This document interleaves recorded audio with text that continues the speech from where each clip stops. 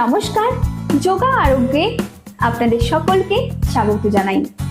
চলে এসেছি অন্য একটি যোগা নিয়ে। আজকের যোগা জানু শিরাসন।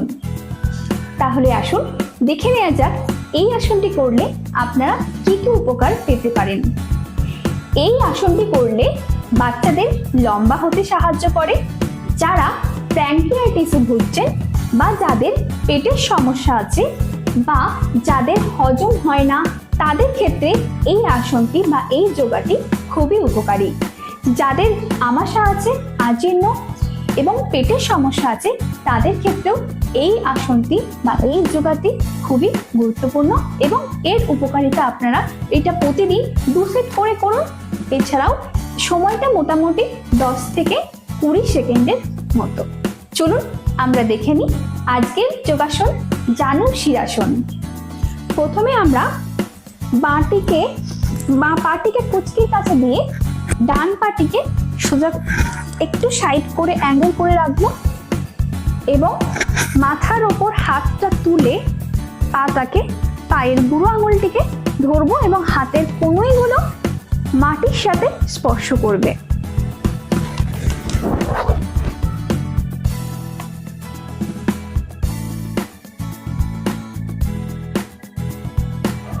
এবং আমার মাথা হাঁটু স্পর্শ করবে।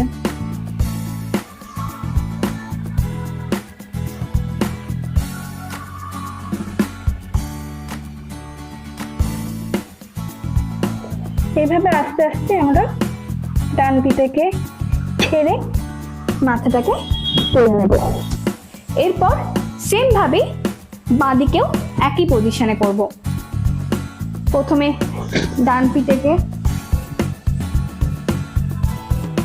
সামনে দিয়ে এরপর হাত দুটোকে তুলে বাঁ পাটাকে ধরার চেষ্টা করব। মাথাটা হাঁটুর কাছে থাকবে এবং হাতের কোনোই দুটো মাটির সাথে লেগে থাকবে।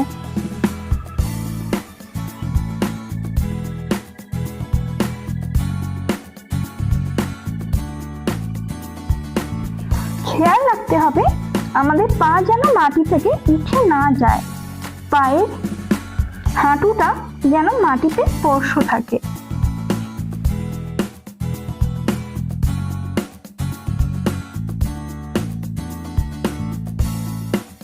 এইভাবে আস্তে আস্তে আমরা হাত থেকে ছেড়ে দিয়ে মাথাটা তুলব এবং রিল্যাক্স পজিশনে সুখাসনে বসে যাব।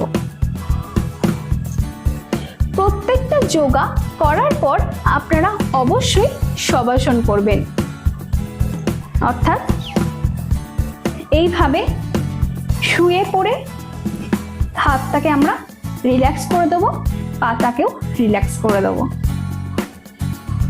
শবাসনে শোয়ার ফলে প্রত্যেকটা যোগা করার পরই এটা করতে হয়। এইভাবে কিছুক্ষণ রেস্ট করার পর বা শবাসন করার পর আমরা পরবর্তী যোগাতে চলে যাব।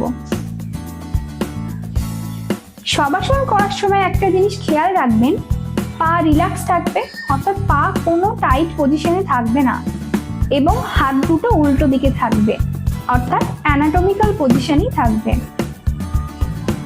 এরপর আস্তে আস্তে আমরা ধীরে ধীরে উঠে যাব। তাহলে এই পর্যন্তই। আমরা আবার অন্য নতুন একটি যোগা নিয়ে ফিরে আসব পরের ভিডিওতে। ততক্ষণে আপনারা চ্যানেলটিকে সাবস্ক্রাইব করুন এবং লাইক দিয়ে সঙ্গে থাকুন নতুন নতুন আরো অন্যান্য যোগা পাওয়ার জন্য।